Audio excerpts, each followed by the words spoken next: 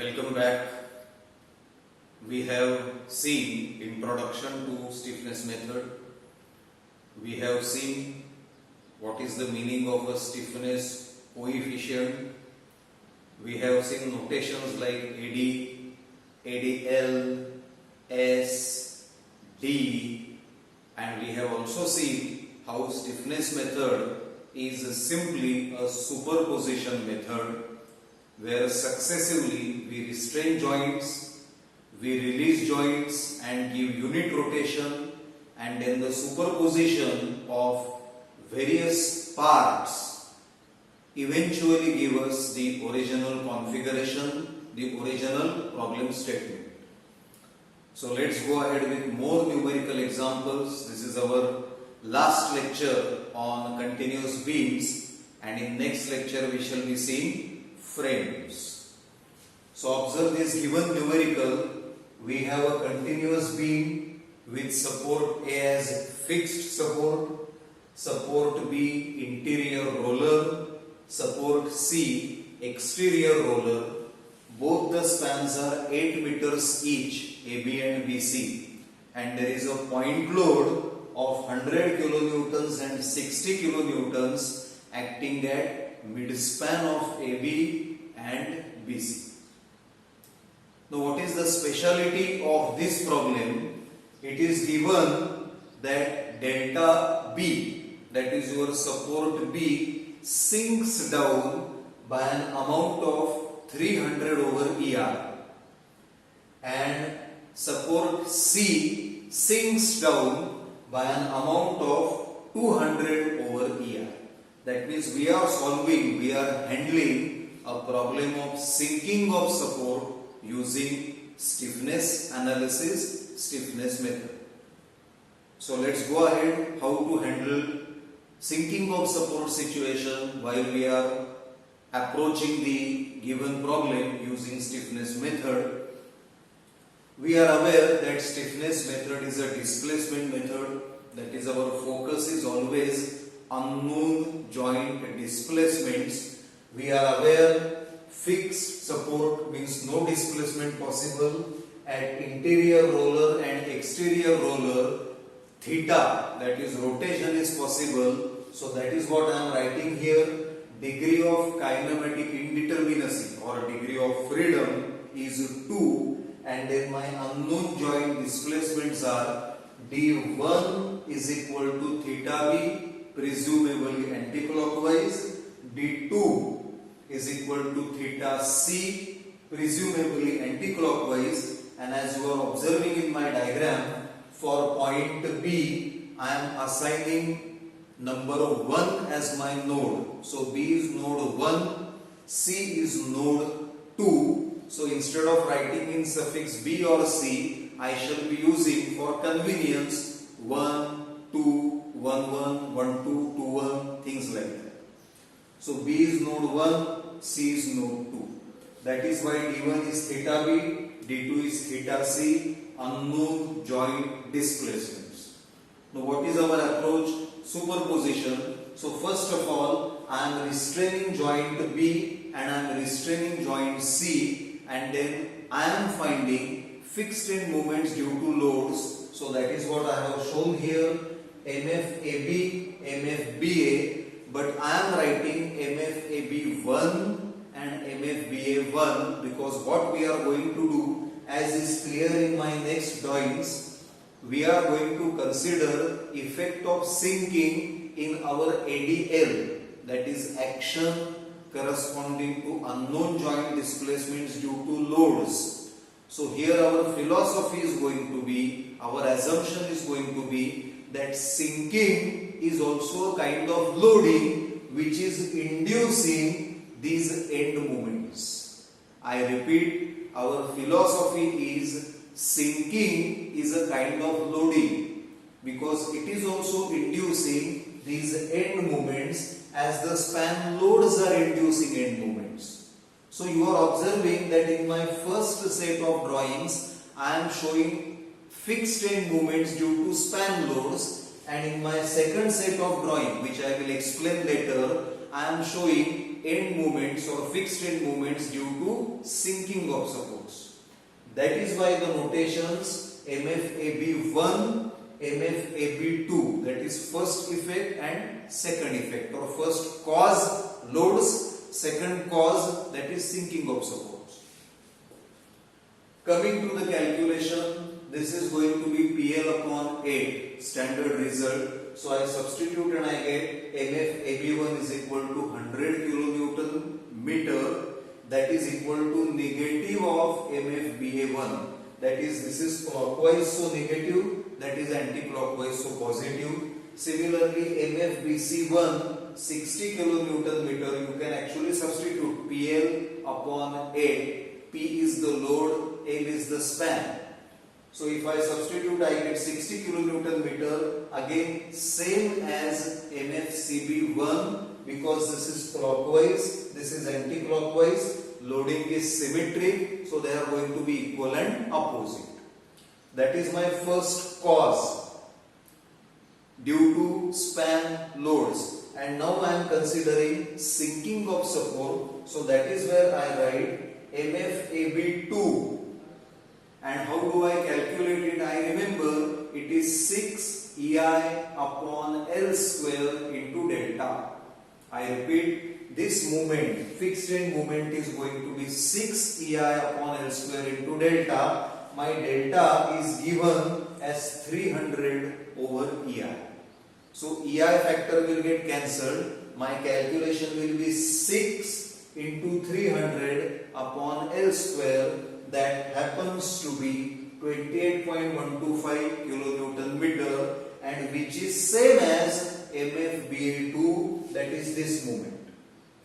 Try to understand please, these two moments are equal, both are anti-clockwise, both are positive, both are 6 EI upon L square into delta. Delta is given as 300 over EI. So when I substitute for all these terms, I am getting 28.125 kilonewton meter. Observe, MFAB1 is minus of MFBA1, because here we had clockwise movement and anti-clockwise movement. This is not the case here. This is anti-clockwise, this is anti-clockwise. That's why I am directly writing MFAB2 is equal to MFBA2, the other fixed end moment due to sinking of support. Observe my next movement, and that is interesting. MFBC2 is equal to, and the calculation is giving me negative 9.375 kilonewton meter. Observe the drawing. This is my drawing. You are observing that B is sinking down, and here I have written 100 over EI. Now some students may have a doubt that originally delta C is given as 200 over EI. We are not seeing delta C anywhere, and why are you writing delta B as 100? So the idea is very simple. Suppose this is support B, this is support C. So support B sinks down by 300 and support C sinks down by 200. Relatively, support B is 100 below support C. So what am I doing? I am imagining that original beam is here. C has gone down by 200 as given here, 200 over EI. And B has gone down by 300 over EI. So the moments will be generated for the relative shifting. Both are going down by 200. No moment will be generated because it is pure translation, 200 over EI. And then one support goes down relative to the other support by 100 over EI. 300 minus 200, that is the simple logic. That is why this is given as 300 over EI, this is given as 200 over EI. Relative to C, B goes down by 100 over EI. Accordingly, my calculation is 6 EI upon L square into delta. That delta I am substituting 100 over EI. Observe the drawing. This movement is going to be clockwise. This movement is going to be clockwise. In one of the earlier lectures, I have tried to explain this, that the arrowhead of the fixed end moment vector will always be on the concave side of the curvature. So this is where the concavity is, this is where the concavity is, that's why this arrow is below, this arrowhead is above, that's why here I am getting clockwise moments. And that's why I am writing on calculation 6EI over L square into delta. Delta I am writing neither as 200, of course nor as 300, but 300 minus 200, that is 100. So when I do that, I get clockwise 9.375 kilonewton meter, same as MFCB2. This is also clockwise, this is also clockwise. So I hope again today you are attending this lecture with your paper, pen and calculator. Do calculate. Since we have solved several problems so far, already 15 lectures are behind us. So I am not writing each and every step now. PL by 8, 6 EI upon L square into delta. These formulae are very well known to us. Anyway, I am suggesting the formulae. I am not writing it, that's all. Please calculate. See that you are getting these answers. Once 1, 2, 3, 4, these fixed end moments are written due to loading, due to sinking for both the spans. Next I try to decide, next I try to determine what is my ADL1, ADL2. What is ADL1? It is action corresponding to unknown joint displacement theta b at node 1 due to loads. But when I say due to loads, already I have made our philosophy very clear. It is span loads as well as sinking of support. So at node 1, if you focus, node 1 corresponds to joint B, connection B. So at node 1, there is MFBA1, MFBC1, MFBA2, MFBC2. All these four will constitute ADL1. Because it is action corresponding to unknown joint displacements due to span load as well as sinking, that is due to loads overall at node 1. So 1 plus 2 plus 3 plus 4, if it is clockwise I write negative, if it is anti-clockwise I write positive. That is precisely what you are observing here in my calculation. ADL1 is equal to negative 100 chosen from here, plus 60 chosen from here, plus 28.15 chosen from here, and minus 9.375 chosen from here. Please check.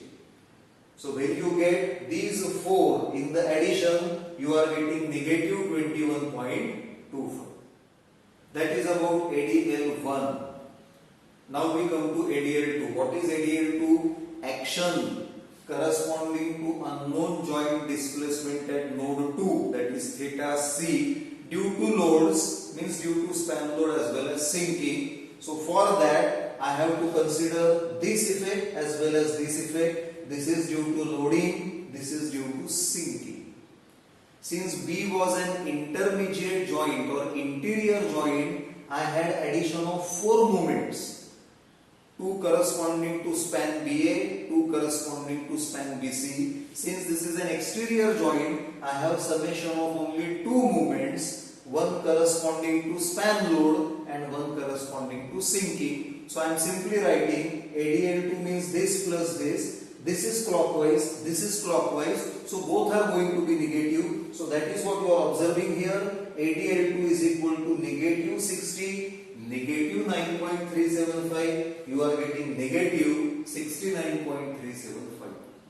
So that is my ADL1, that is my ADL2. Now I go ahead with stiffness coefficients S11, S12, S21, S22.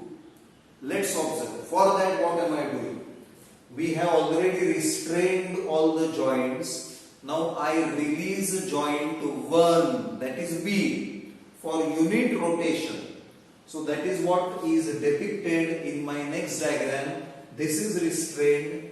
this is anyway restrained, and then the joint B I have converted momentarily into a hinge joint, so that facility of rotation is provided, and then you are observing here 1 radian rotation is given and corresponding anti-clockwise movement is shown. When I apply this movement, one movement will be generated here, another movement will be generated here. However, this is not any of our stiffness coefficients, as that is not our load corresponding to unknown joint displacement. Our unknown joint displacements are only B and C. That doesn't mean this movement I do not require. It is not like that. Finally, when I go for superposition, even this movement will play some role, very definitely. But right now, while defining stiffness coefficients, I do not need that as stiffness, as it is not corresponding to any node for unknown joint displacement. As far as this stiffness is concerned, what is stiffness? Stiffness is the action corresponding to unit displacement. My unit displacement is unit rotation, 1 radian anti-clockwise, because anti-clockwise is positive, that is our sign convention. So corresponding to this rotation, this is the action. So I am calling it stiffness, and it is action at node 1 due to rotation at node 1. That's why it is S11. See this action. This is corresponding to rotation at node 1, but its location is at 2, node 2. So I am calling it S21, stiffness at 2 due to rotation at 1.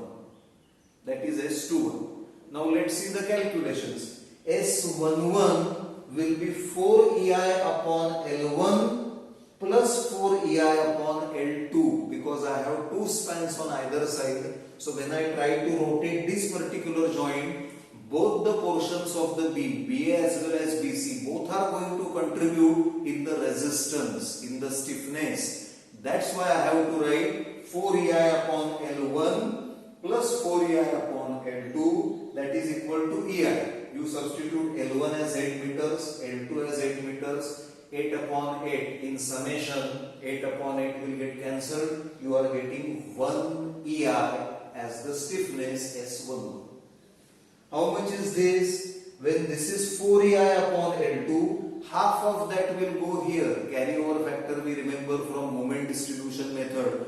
Or as a standard result, we remember that when near end rotation moment is 4 EI upon L, far end moment generated is 2 EI upon L. That is what I am writing S21. Here I have written S21 is equal to 2 EI upon L2, and that is equal to 0.25 EI. L2 I am substituting as 8. Why have I written S12 is equal to S21? Because we have seen the property of stiffness matrix. It is always symmetric. And if you don't like it, you can check it in my next diagram. You will be able to find that it is indeed same as S21. That's why directly I am writing S12 is equal to S21 is equal to 2 EI upon L2. On calculation I am getting 0.25 EI. We will check nevertheless whether S12 is really same as S21 or not. So for that, now I am restraining joint B and I am releasing joint C for unit rotation, 1 radian anti-clockwise, positive. Corresponding movement has to be called as stiffness. Another movement generated here, again another stiffness, and here no movement will be transferred as the total movement is resisted at this particular fully restrained joint itself. So what do we have here? S22 is going to be 4 EI upon L2. Why S22? It is stiffness at 2 due to rotation at 2. This is our node 2, C joint. So it is S22, and that is what I am writing. S22 is equal to 4 EI upon L2. L2 I am writing for span BC, L1 I am writing for span AB, and that is equal to 4 upon 8. It will be 1 half, that is 0.5 EI, and you can check that this S12, when this is 4 EI upon L2, the far end moment generated will be 2 EI upon L2. Half the moment will be carried over to the other end, fixed end. So this is going to be 2 EI upon L2. That is what I was saying a couple of minutes back, that S21 and S12, they are going to be same. 2 EI upon L2, that is 0.25 EI. Great. We know D1 is theta B unknown, D2 is theta C unknown. We know ADL1 as this, ADL2 as this, and we know S11, S12, S21, S22, all the stiffness coefficients. So our parameters are in place, our preparations are ready. So we go ahead with equilibrium equations or superposition equations. What is the concept? To arrive at this particular original given configuration, I simply go for a superposition. It is going to be this plus this into theta B plus this into theta C. This is unit. This is unit. We are writing effect of unit rotation, but actual rotations are theta B and theta C. That's why I am saying original moment has to be equal to summation of these moments plus this moment into actual theta B plus this moment into actual theta C, so that my superposition is complete, correct. And this step by step in very first problem we have discussed thoroughly. So I will directly start with superposition equation. It is AD vector is equal to ADL vector plus stiffness matrix, square matrix into displacement vector. Don't get confused by the word vector. This vector means column matrix or row matrix, that's all. It is called as a vector. So I am substituting AD. What is AD? It is action corresponding to unknown joint displacement in original configuration, in original given problem. So my D1 is theta B at B. Do I see any couple moment applied? No. What I mean to say is there is no couple moment externally acting here. That is why AD1 I am writing as 0. Similarly, there is no couple moment acting here. That's why AD2 I am substituting as 0. That means in original configuration, no couple moments are acting at or corresponding to theta B and theta C. That's why these two are zeros. Then ADL1 and ADL2, as we have calculated here, I am substituting. Similarly, EI I am taking outside. Inside it is 1 1 1 2 2 1 2 2. We are very well aware of the matrix arrangement, and this matrix equation actually we have formulated while discussing the problem in last lecture, that how I write simultaneous equations and then how is it convenient to express in matrix form. And finally my displacement vector D1 and D2, this is nothing but theta B unknown, and this is nothing but theta C unknown. I simply solve these two simultaneous equations on my calculator, and I am getting D1, which is theta B, is equal to negative 15.36 EI. Negative means my assumption was anti-clockwise.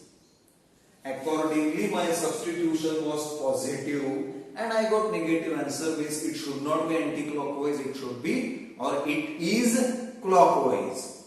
And D2, which is theta C, I am getting as 146.43 over EI. Positive answer means my assumed anti-clockwise sense was correct. That's it. You know theta B, you know theta C. It's a displacement approach. I start with unknown joint displacements and I come to determining unknown joint displacements theta B, theta C.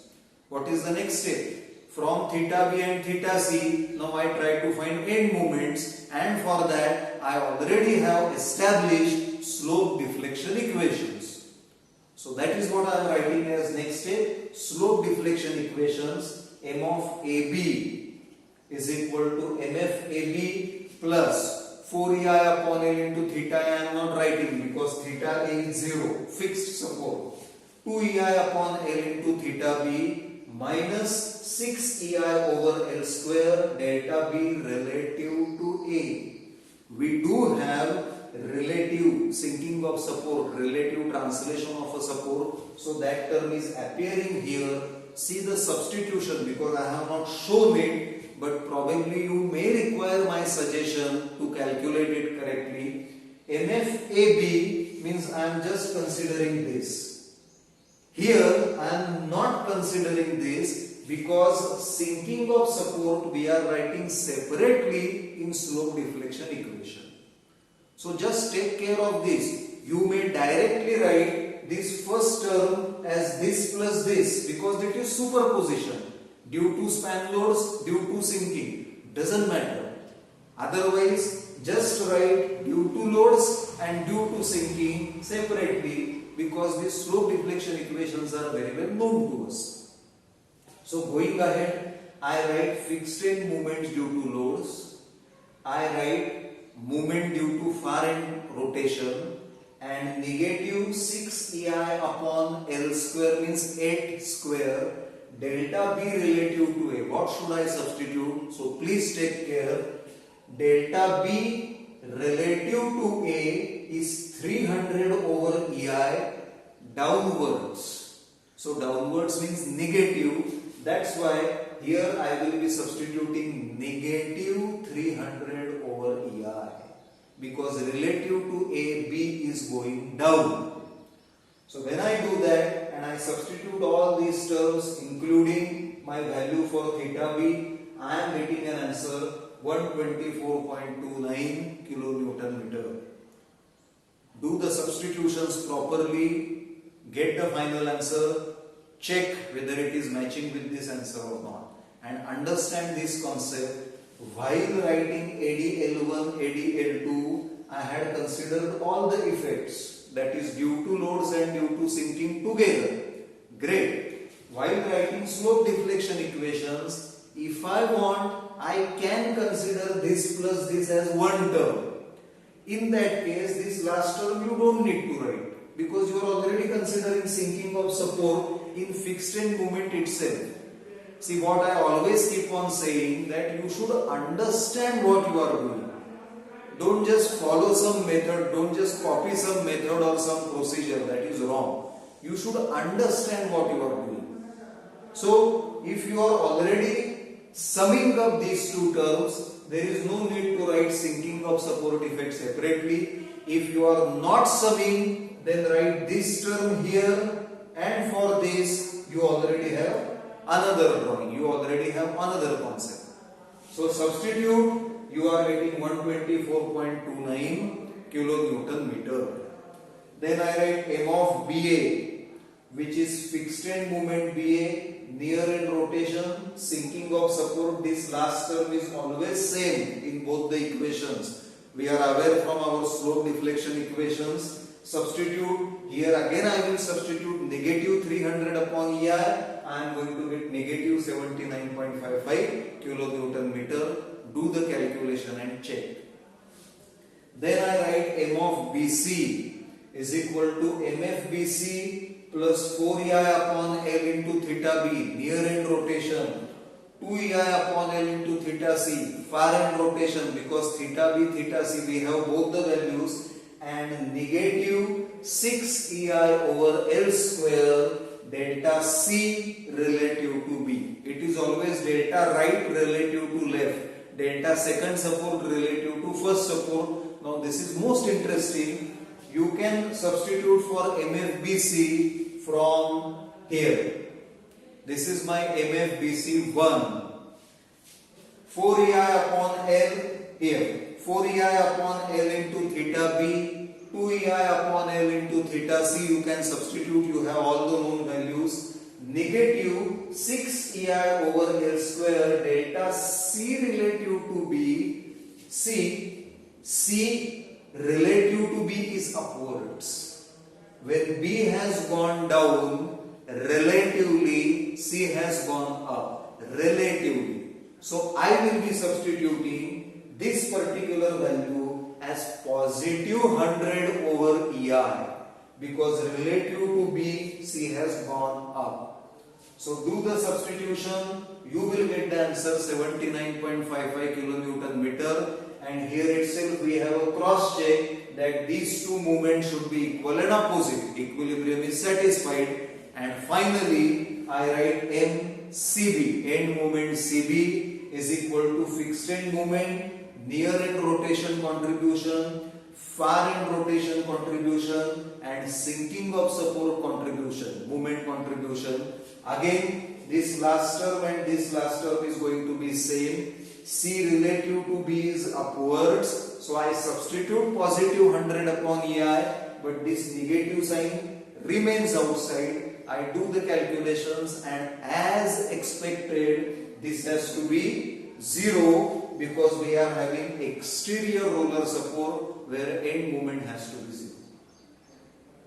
Great. Once you have all the end moments in place, you simply go for superposition.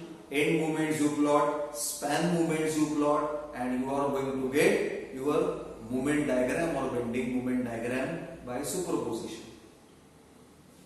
So this is a problem which tells us how easily using stiffness method we can handle sinking of support situation, and you must have realized that like in moment distribution method, our approach is just the same like moment distribution method. Whatever initial fixed end moments you are finding, there itself you are combining effect of sinking of load, so that your further path is absolutely smooth, and while calculating ADL1, ADL2, you have to just take proper care of superposition, of addition of all the moments. So that's it. This is our problem on sinking of support of continuous beams. This is our last problem on continuous beams, and in this problem we are going to see how to handle the overhanging portion. If the continuous beam has an overhang, how to solve that particular numerical example. So please observe, we have A, B, C, D as our continuous beam. Support A is fixed, B and C are interior rollers, and portion CD is overhanging portion. As far as loading is concerned, we have 40 kilonewton acting at 2 meters, that is mid-span of AB. There is a UDL of 10 kilonewtons per meter intensity over 6 meters span of BC, and overhanging portion CD of 2 meters is carrying a point load at the free end, which is 20 kilonewtons downwards. Now when I look at the original configuration, I observe that for given beam, degree of kinematic indeterminacy is very large, that is 4. What are the unknown joint displacements or nodal displacements?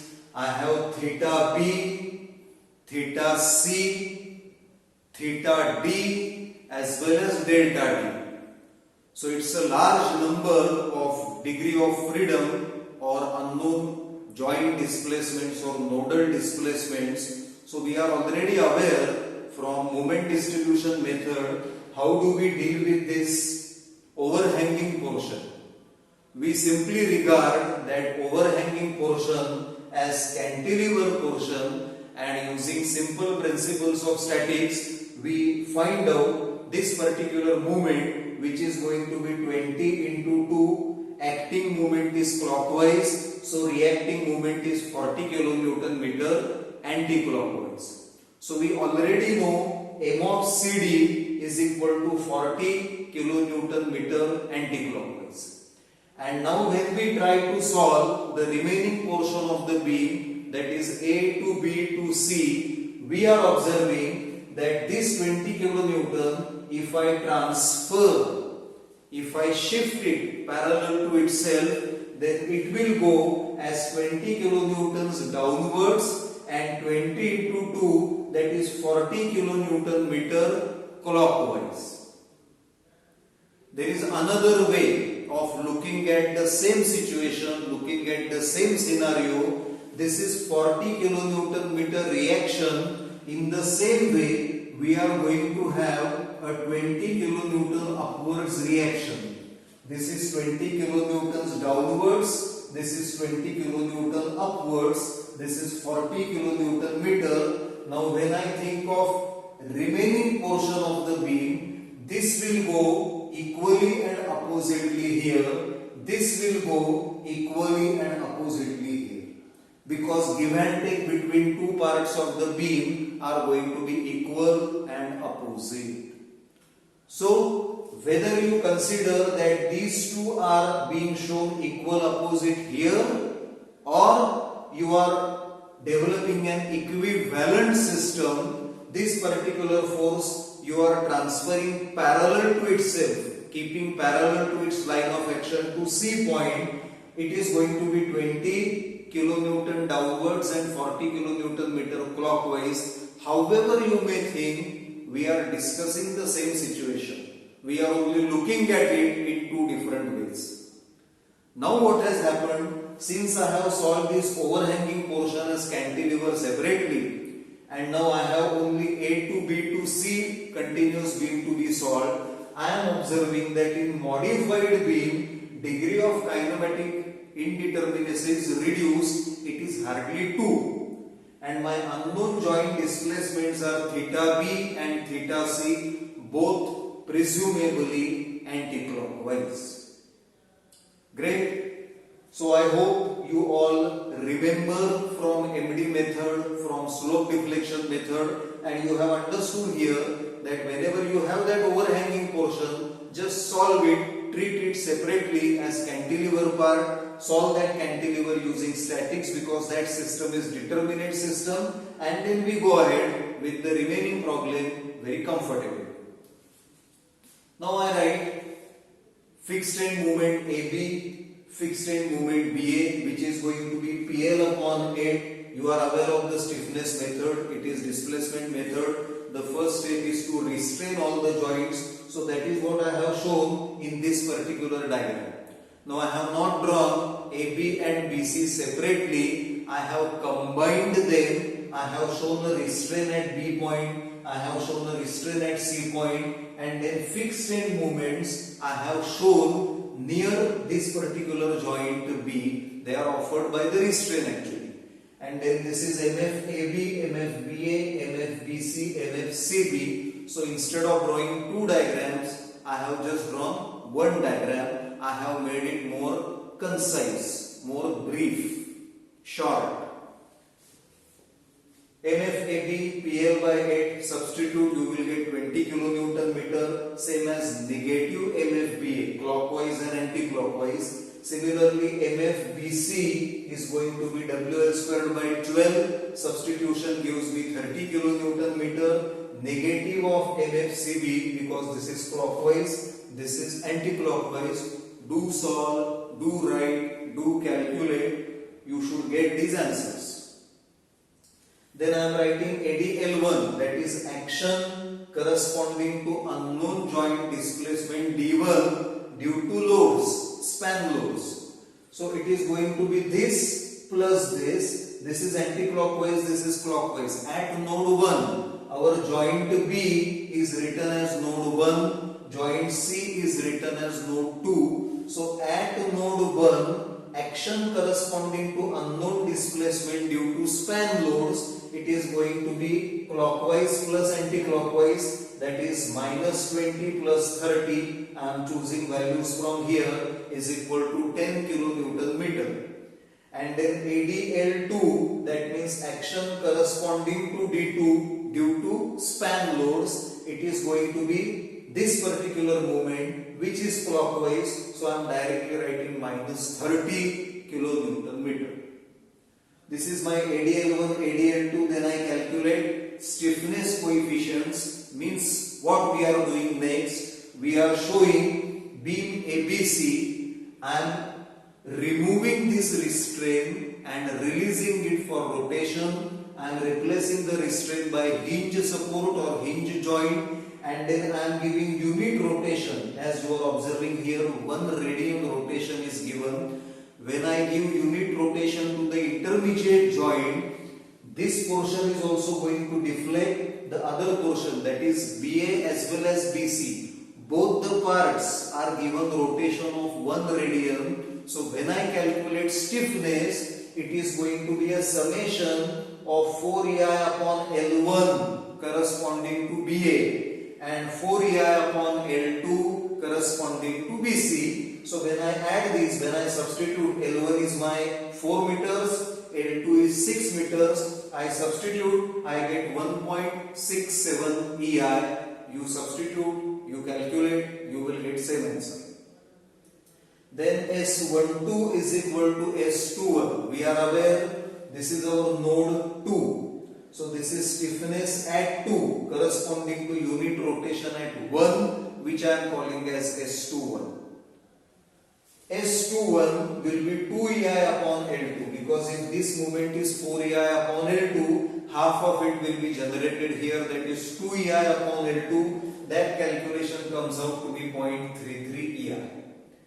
Next, successively I release joint C, or I release the joint at node 2, and there I give unit anti-clockwise, means unit positive rotation 1 radian, corresponding stiffness, corresponding action I am calling as S22, because it is stiffness at 2 due to unit rotation at 2, and that is going to be 4EI upon L2. That calculation will be 0.67 EI. My L2 is 6 meters, and this particular stiffness corresponding to node 1 is going to be stiffness at 1 due to unit rotation at 2. So it is going to be S12, and if you calculate S12, it will be 2EI upon L2. So directly I am writing S12 is equal to S21 is equal to 0.33 EI. We are aware stiffness matrix is symmetric.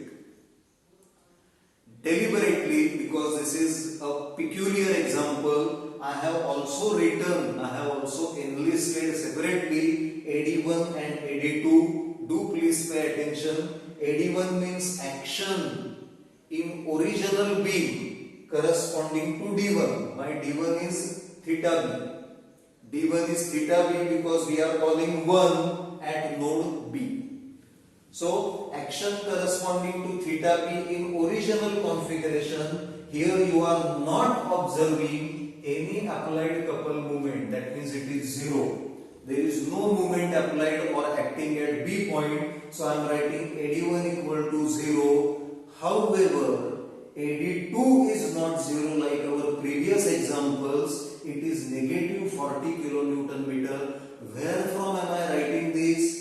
It is action corresponding to D2 in original beam. Original beam means modified beam, because we are solving now this stage, not this stage really. So this has become my original beam which I am trying to solve now. So what do I see? My D2 is theta C, slope at C point, and corresponding to C, I do have a couple moment of 40 kilonewton meter clockwise, so I am writing negative 40. So the idea is very clear. AD1 and AD2 are the moments corresponding to B and C point. At B there is no couple moment acting, but at C there is a couple moment acting. So that is what I am writing. Clockwise 40 means negative 40 kilonewton meter, and this is given as 2. That's it. I have all the parameters that I require to write superposition equation. Time and again I have explained that what we are doing, we are saying this configuration is equal to this configuration plus this into theta B plus this into theta C. A simple superposition. Using that superposition equations, we are able to write equilibrium equations in matrix form as vector AD is equal to vector ADL plus matrix S into vector D. I substitute, this is going to be a 2 by 1 vector, 0 and minus 40, which is what we have written here, 0 and minus 40. ADL, those two also we have enlisted, ADL1, ADL2, 10 and minus 30, so I am substituting another 2 by 1 vector, plus our stiffness terms are all containing EI, those EI, that factor flexural rigidity I am taking outside the matrix, EI into bracket, I have 1.67, 0.33, 0.33 and 0.67, so those I have substituted, and my unknowns are D1 and D2, nothing but theta B and theta C. I solve these equations on my scientific calculator. I get D1, which is theta B is equal to negative 10 upon 3 EI, and D2, which is theta C is equal to negative 40 upon 3 EI. Displacement method, I start with unknown joint displacements. I end up getting values for those unknowns, for those unknown joint displacements. Next step, once I know theta B and theta C, I simply use slope deflection equations. I calculate m of AB as a fixed end moment plus far end rotation contribution. I get this. You have to simply substitute mf AB. I have already calculated as 20. Then I will substitute for L as 4 meters for span AB and theta B as negative 10 upon 3 EI. Negative means clockwise. I had assumed this to be anti-clockwise. Accordingly, my substitutions were positive and I get negative answer, means both these angles are going to be clockwise angles. I substitute here, whatever answer I get, that is my end moment MA, moment at support A. In the same fashion, I calculate MBA, fixed end moment plus near end rotation contribution. There is not going to be any theta A, there is not going to be any settlement or sinking of support. That's why those terms are absent. I substitute, I get negative 23.33. Then I write m of BC as fixed end moment plus near end rotation, theta B contribution, far end rotation, theta C contribution, because when I look at BC, there is theta B as well as theta C. I substitute, I get positive 23.33, means I am on the right track. This is negative 23, this is positive 23. They should be equal and opposite moments at B point for equilibrium. And finally, m of CB is fixed end moment, near end rotation contribution at C point, far end rotation contribution at B point. Substitute, you are going to get negative 40 kilonewton meter, which is what we are expecting, because we already know that m of CD is 40, so m of CB has to be negative 40, which is what we have already shown here and which is what by substitution we are also getting here. And very finally, m of CD is 40 kilonewton meter as pointed out here already. Earlier also we knew this, we have discussed this. That's it. These are my end moments.